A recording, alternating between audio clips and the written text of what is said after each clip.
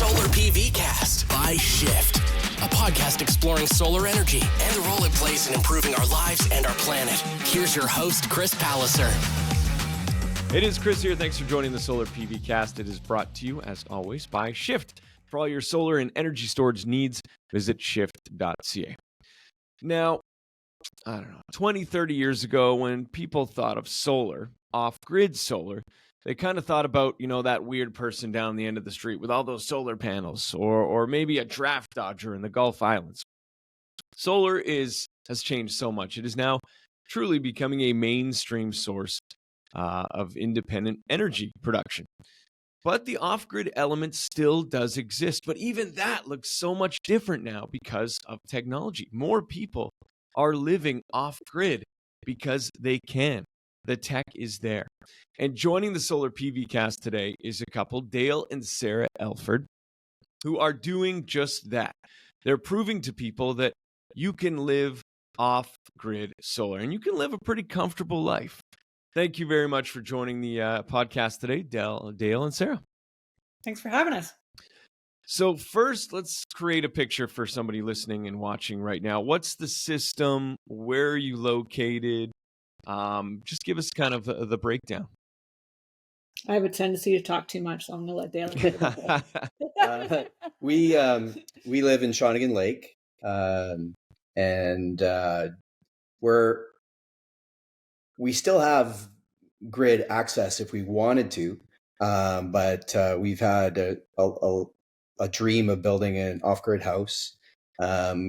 We ran into this property, and Sarah looked around and tried to figure out where the most sun was on the property. She found a location, and that location was quite a distance from the road. So I did look into getting hydro brought in, and it was ridiculous in price.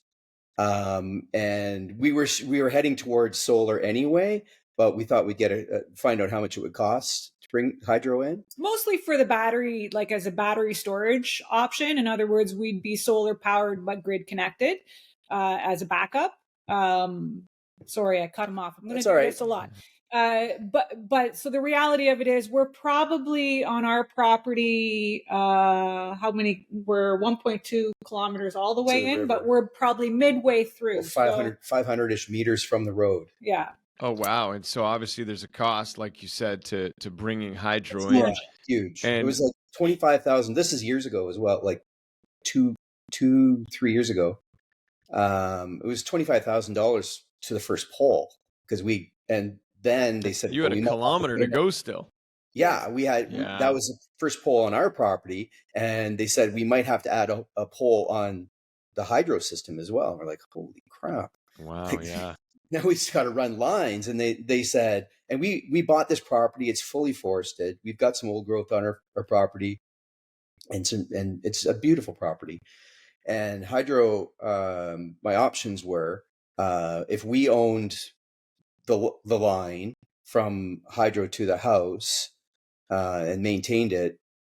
I can't remember what the cut that was required, the distance from the lines to the trees, but hydro wanted 5 meters on either side, and it completely defeated the purpose of having a fully forested property, right? You moved here for the forest, and you got to knock it down. To bring the lines in. It was ridiculous. So anyway, that was quickly not an option, and we started to delve into the solar quite heavily at that point. And you obviously, sorry, what was that? I said I'm going to let Sarah take over now. Oh yeah. Talk. I'm just kidding. I was just going to say you mentioned even when you started looking at the property, you were finding what spot gets the most sun. So you knew part of this off-grid life was going to be solar. Yeah. And I mean, I would just clarify that, for me, it was always going to be an off-grid house. This was my background. I wanted to do it. That was my aim. Dale's aim in owning or wanting this property was that he wanted to protect and conserve a forest. So we both came at it with those aims. And I would say that the property could have deterred several buyers just because of the issue of there are no power lines. The lot is not serviced in any way, shape, or form.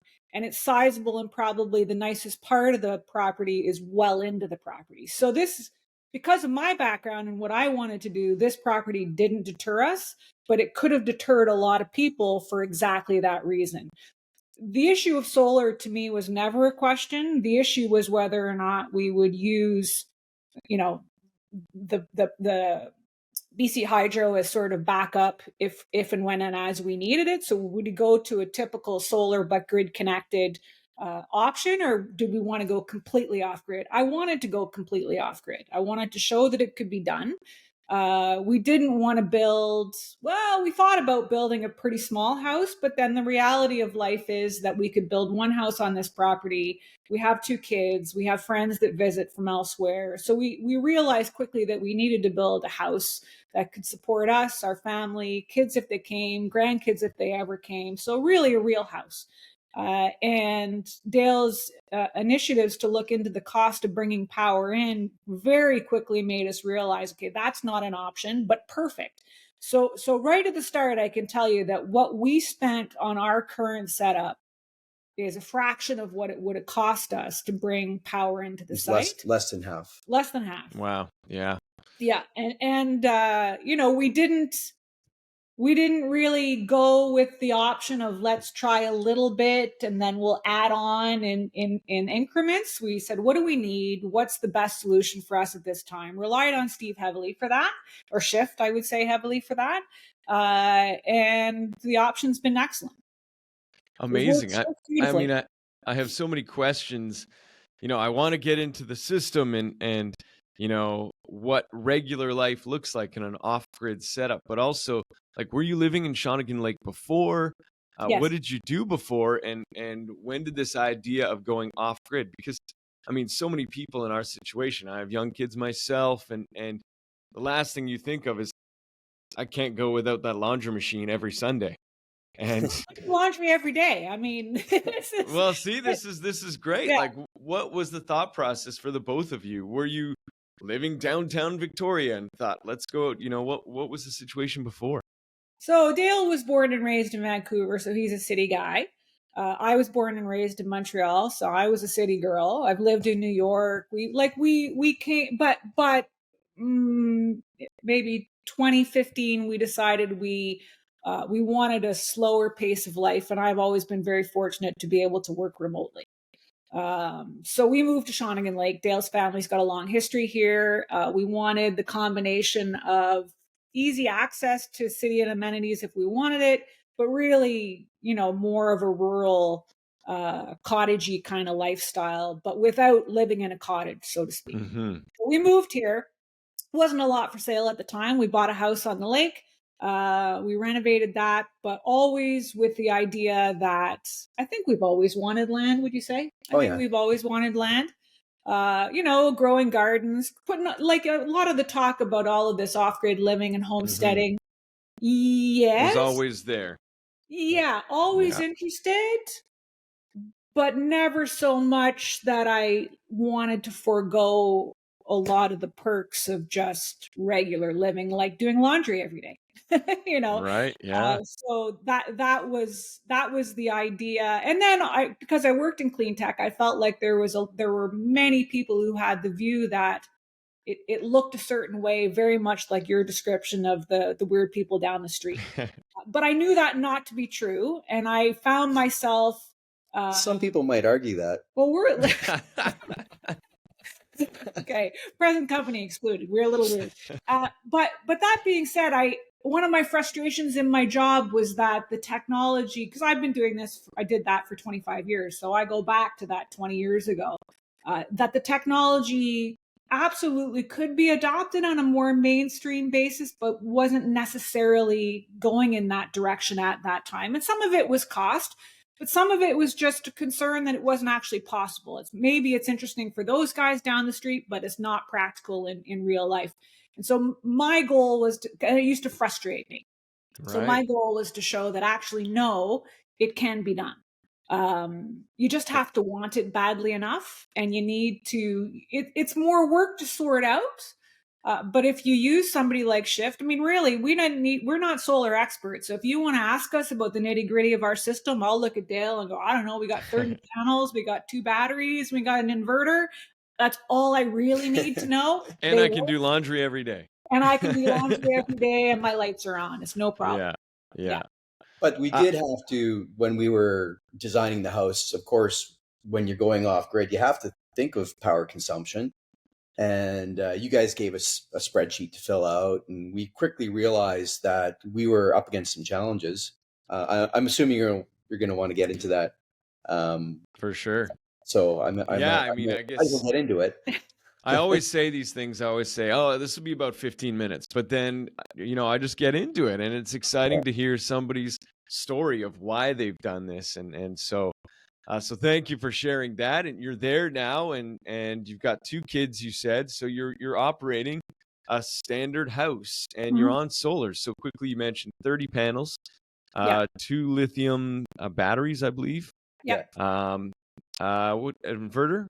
Obviously inverter, but I couldn't tell you the capacities of the inverter. The batteries themselves are 18.6 kilowatt hour. Is it 8? No, I think 18.5. I had a quick look at the system. Yeah. There you go. So you can tell everybody what our system is. This is the level of thought that we put. We really relied on you guys for that. And all I would say to everybody is that's okay. You can do it. You don't need to be able to understand how this all works. It just works. Totally. Well, and that's the beautiful thing, right? That's what you need. At the end of the day, it just works. Yeah. And so the system's up and running. Now, Dale, I saw actually on social media that you were talking about the fact that it was last week. So that would have been middle of October was the first time the generator kicked on for you guys. From March until then, March 6th until halfway through October, it was silent. There was no generator. It was all solar. Yeah. Incredible. And is that waking up, turning the lights on, is that living every day, or where have you cut back in life? And the kids, like my kids, my goodness, they leave the TV on, they leave the lights on all the time. I follow around Sarah all over the place, turning the lights off. It's not necessary, though. It isn't necessary. I'm overkill. I admit that I'm the light police. But the lights are nothing. So we didn't know a lot when we started, but now that we operate on this system and I track it, I watch what's happening at all times, not all times. It's just a fascination to me. We've been very pleasantly surprised and also enlightened, I would say, about what actually are major consumers of power. And so you can watch it. And for example, so lights are just not a big deal.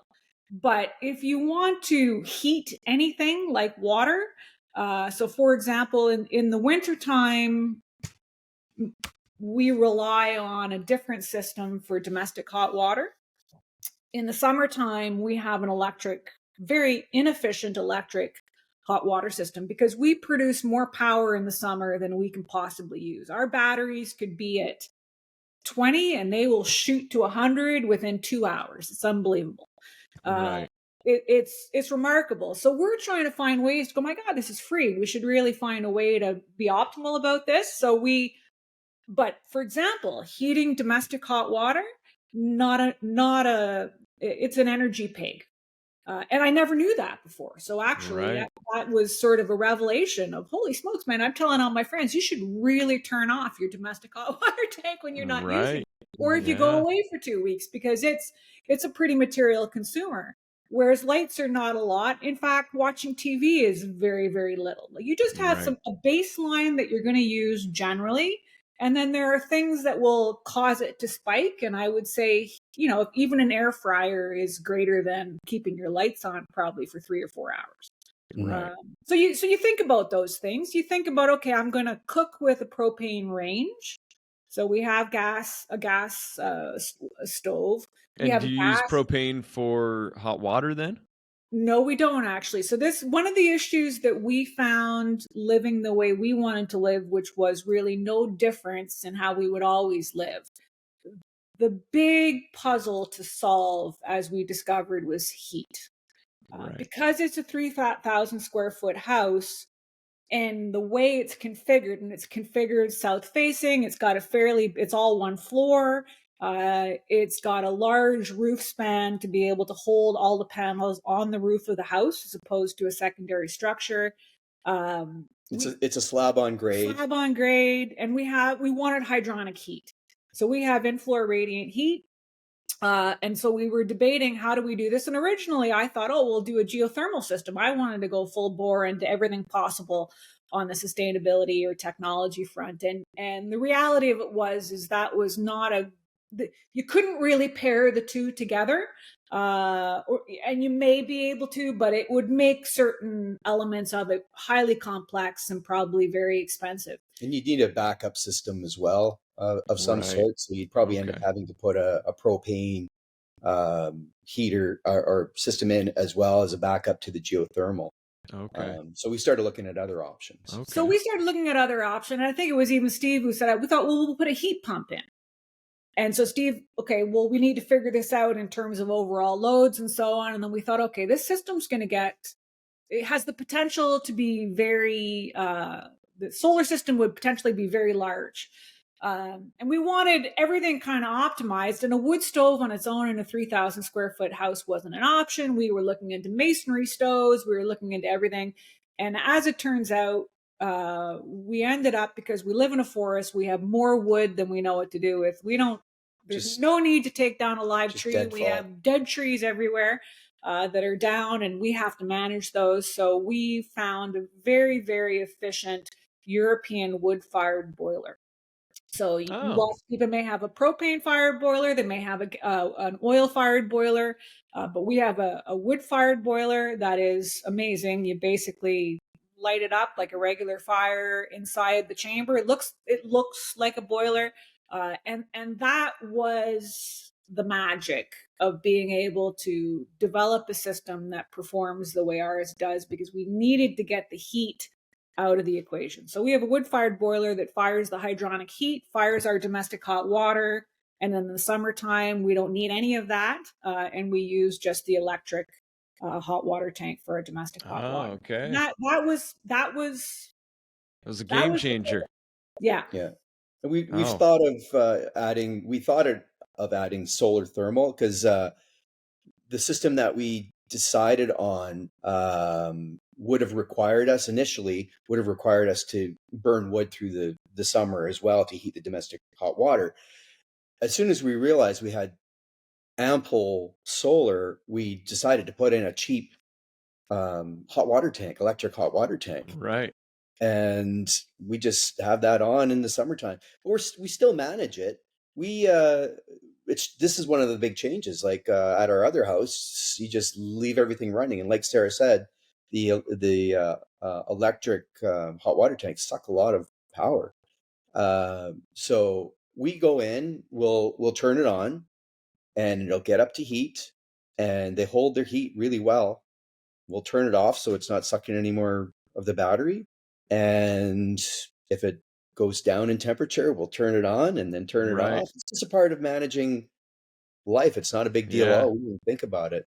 Well, and that's interesting too, is that, the goal was to live normal, if you will, and you've achieved that, but almost on your own, you weren't forced into changing your life, but on your own accord, because of the information and the education, and how the house is running, you're like, I'm going to do this just on my own. We don't have to, but follow Sarah with the lights. You don't have to, but I'd like him to stop. Okay. Well, there you go. You've heard that, Dale.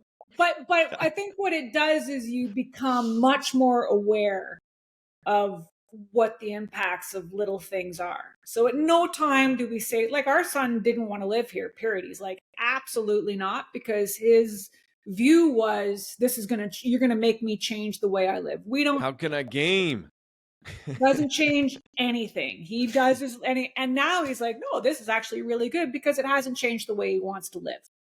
It hasn't changed the way, but some things we do just because you can, and so we do it. Well, and that's honestly what the transition to renewable energy, solar, is all about. It's all about education, Yes. because anytime somebody reaches out to shift for a solar array, they say, what's your consumption? And so they say, okay, well, these panels will cover 80% of your current consumption. Yeah. The amount of people that once they get the panels on, start using less energy, and then all of a sudden you're 100% covered. Yeah. And so everyone seems to want to cover what they want to live their best life. Yes. Once you understand energy and how there's only so much and this, that, and the other, it becomes a desire to use less energy, doesn't it? Yeah. Yeah. Well, and as an example, so our son has a habit. He likes to shower before he goes to bed. Okay. And so let's say it's a summer day, although we didn't have any. I think we might have had a period between that March 6th and whatever, where, you'd have a few rainy days and it could be getting a little bit tight, or you don't want to put on the domestic hot water because it is a bit of an energy pig if we're using the electrical system, which we use when we don't want to burn wood. And I'll just go to him in the afternoon and say, hey buddy, if you don't mind, could you shower before you go to work tomorrow instead of tonight? That way I can just get up in the morning, flick the switch, on it goes, and he's ready to go. So you could just make educated decisions. And he goes, yeah, sure, no problem. Like, it's just not a big deal. It's not an inconvenience at all. No. It's just just an awareness. Yeah. I love that. And I love that I've talked with Steve. For those listening and watching, we've mentioned Steve a few times. He's the senior project engineer at Shift, and he helped Dale and Sara here with their project. Steve and I have talked about how, living off grid sometimes makes you want to be more active in the day. It's kind of like built into us as humans. The sun comes up, you get to work. You shower, you get out in the yard, you use energy. And then when the sun goes down, you rest, you take it easy, you don't use energy. Do you find that you're kind of living with the sun more? 100%. Oh, yeah. Yeah, 100%. Oh, yeah. And in fact, I would say that, Dale's going to chime in here, I know, but we bought a 41-acre property. It's forested. We're in our 50s, call it mid 50s on average. And it's easy to get a little, have a more sedentary life as time goes on, which neither one of us want. And so this is a life that is reminiscent for us. And part of it is just the property and the size and what we do here, but we do it because we love it. We're very active. We're active with wood. There's always something happening. My life is wood. His life is wood. Cutting it up, right? Splitting it, stacking it. But there's no gym membership. No gym Like, you don't need to do any of those things because it's all just your day to day, and you do feel it's a healthier. I'll flex my bicep, but you can't see it. It's off screen. The size of that thing. Yeah, well, it's a healthier way for us, healthier and happier way to live, really. Right, and that's not a benefit that you saw. No. When you were planning this out, and so it's such a wonderful realization. And I would imagine, Dale, your steps are through the roof following Sara around the house all the time with those lights. I mean, it's great. That's not going to change. That's not going to change. I like it. Quickly, I just want to talk about the house. So you obviously, planning again. There's a lot of planning with the house. You did insulation, you did windows, you put thought into kind of everything. Yeah. Yes. So actually, hang on one. Let me say something before you get going. I'll do a little intro. Okay. Sara has been planning this. She had a Pinterest account. She's been building this house in her mind for quite a while. Go ahead, Sara. Oh, thank you. Was that it? That's it. I like it. I because it's not like the solar piece is absolutely integral, but again, you gotta you build a house, and if you just do solar but you don't think about insulation, or you don't think about which direction the house faces, or you don't think about a lot of things. So and I didn't find in Canada anyway, and I could have just been looking in the wrong place. and because I didn't know anyone that had done this. I found one guy in Finland that was dealing with exactly what I was trying to do. Exactly. In other words, I want a real house, fully off grid. And in Finland, clearly the winters are, very short days, very long nights. So he would have faced the same challenges as us.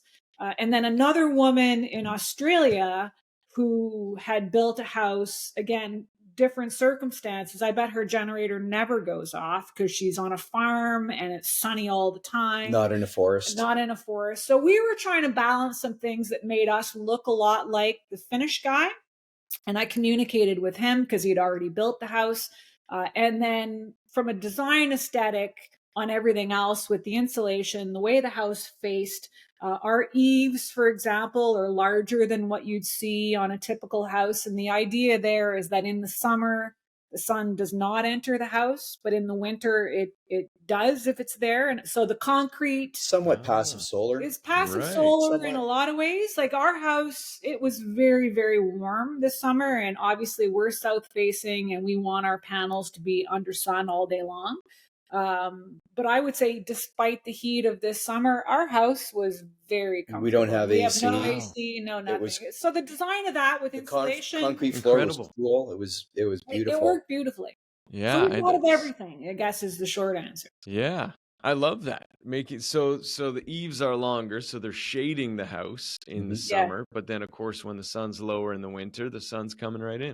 Yeah, and you should see our kind of primary living areas, dining room, kitchen is all kind of one large room. And in March, say, the sun is just full on heat, like landing on the floor all the way through the house. It's perfect. And in the summertime, nothing. Yeah. Zero. That's amazing. What an educational experience for the both of you. Yeah. Mm-hmm. Yeah. I mean, I feel like we could help some people really, other than like the technical details. You're the North American Finland guy. Exactly. We are. Yeah. That's amazing. Challenges.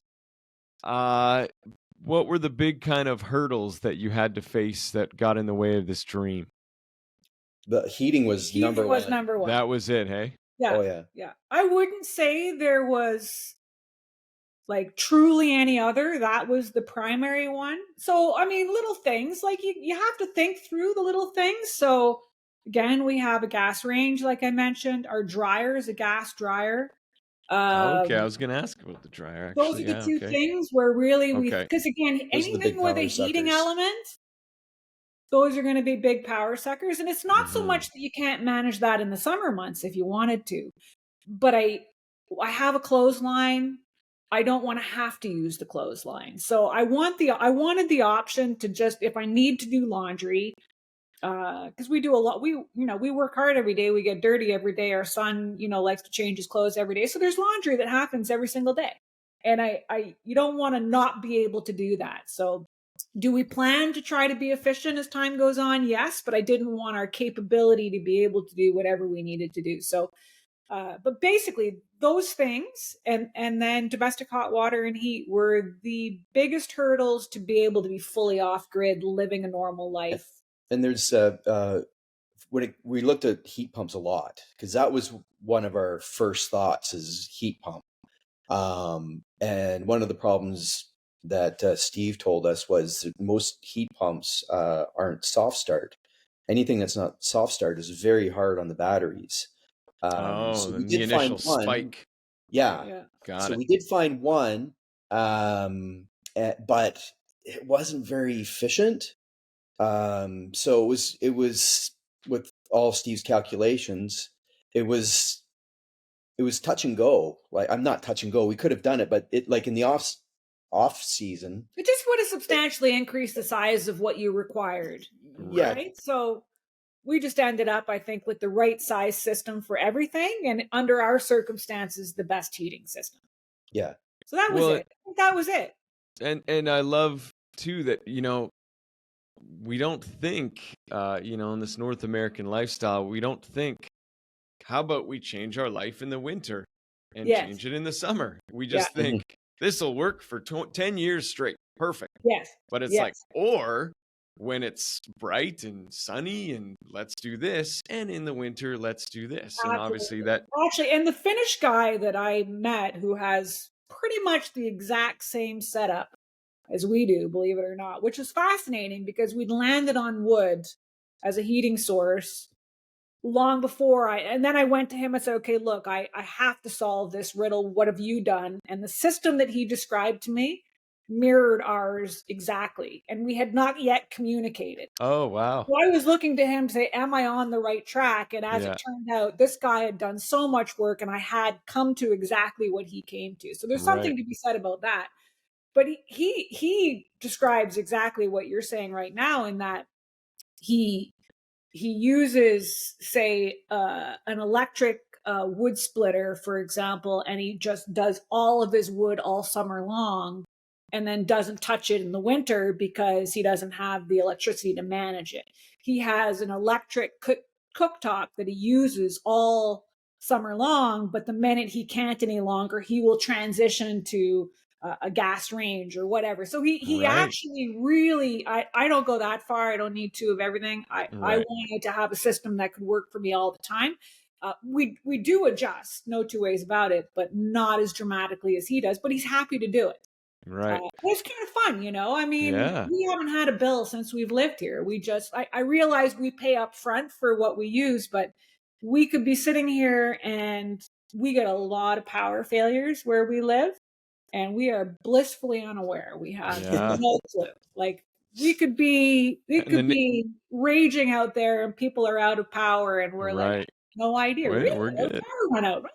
And because you got this big property and a kilometer in, it's not like the neighbors can see that you're having a party during the storm. Well, we know our neighbors, and they would show up. They're the first to the party.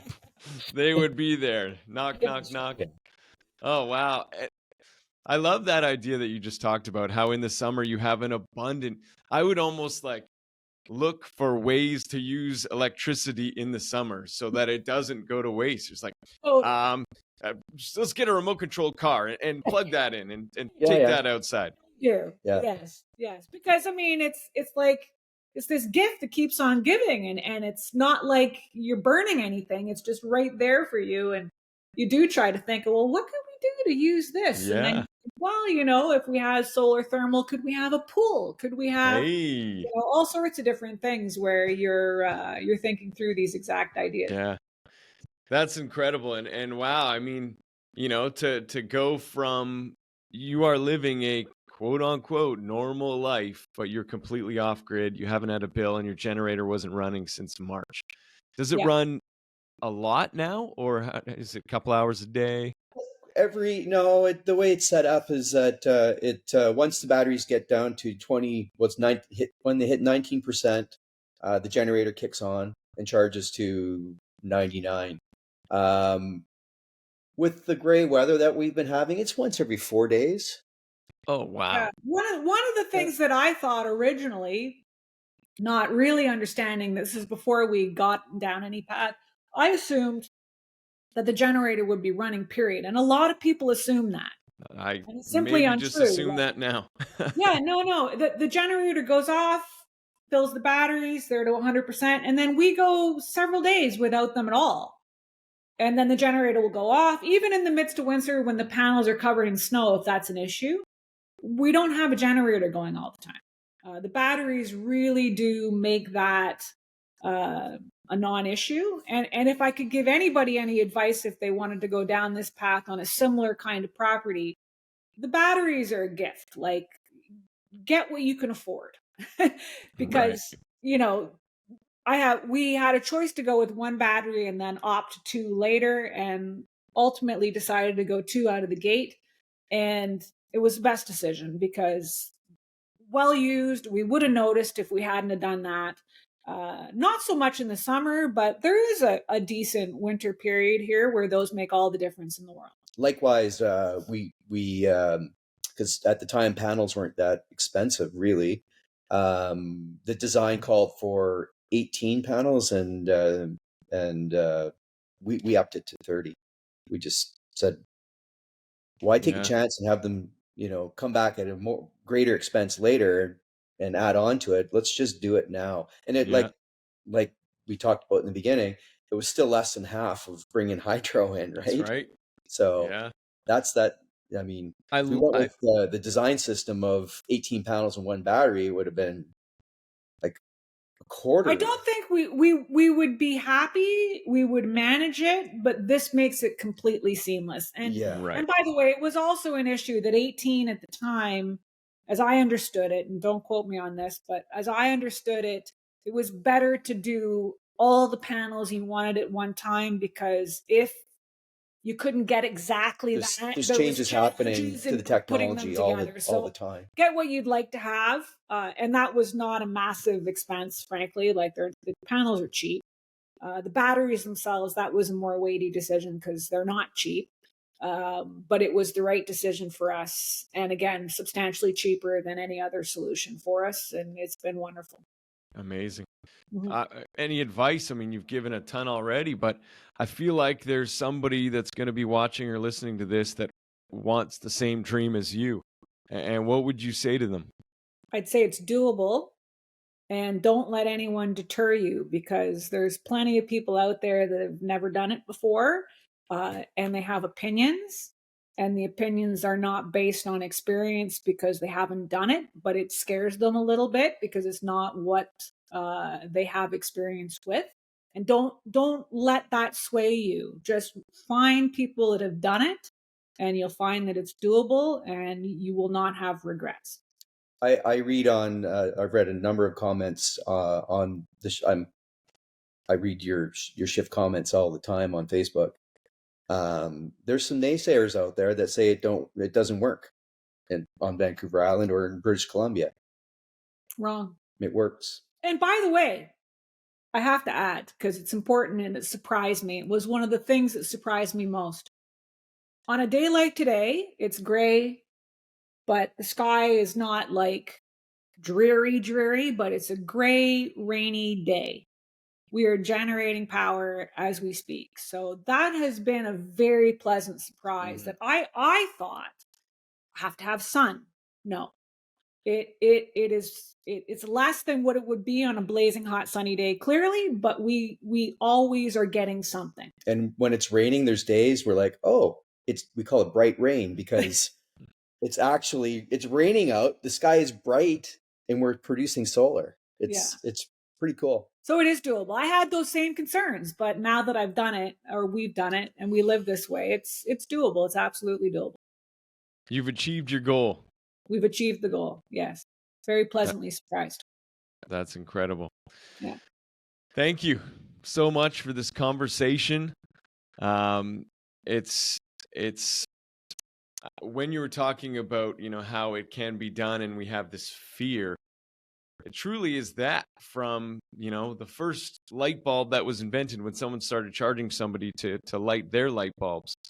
It's just been ingrained that we have to be connected via an umbilical cord to the system, whatever that utility is. We need that to live our life. And here you are sitting here saying, no, you don't. And so, you're pioneers, Dale and Sara. The new pioneers. There was pioneers 30 years ago, but we also have to thank Elon for being able to do this as well. Otherwise, we would have had to have run a cord from the street 500 meters. Starlink. Yeah. That's another umbilical cord that was cut for us. And you know what? Great. I think this is going to be, we don't need that. Now, we still rely on Elon for, allowing us to access the satellites. But that was one of my issues because I work remotely. I have to have connections. So we have a septic system. We have a well that we drilled on our site. Everything that we use is more or less right here provided by this land. Do you pay property taxes? Yes, damn it. Okay. We pay for a lot of services. Yeah. Okay. We pay for a lot of services we don't get. That's a topic for another day. Okay. All right. Sounds good. Well, honestly, thank you for taking the time. This is Dale and Sara Elford, who are living off-grid and changing the perception that is living off-grid. And I think that's what I'm really enjoying about this is you are relatable. And myself, my wife, 2 kids, living a normal life with kids and all the things and activities, I'm sure, and you're living a relatable life to someone who is connected to the grid, and it can be done off grid. Absolutely. Yeah. Thank you so much. We're gonna have to do this again, and maybe another year later, when it's been snowy for 2 weeks, and we'll say, Right. "What's life like? Is the generator running every day?" No, Yeah. I feel like it's gonna be like, "No, it's fine." Yeah, we'll do it in a power failure when it's been going on for an extended period of time. We'll have the lights blazing and the music going. Yes. Perfect. Amazing. Sara and Dale, thank you so much for joining the Solar PV Cast today. Thanks, Chris. The Solar PV Cast by Shift with Chris Palliser. To begin your solar journey, visit shift.ca.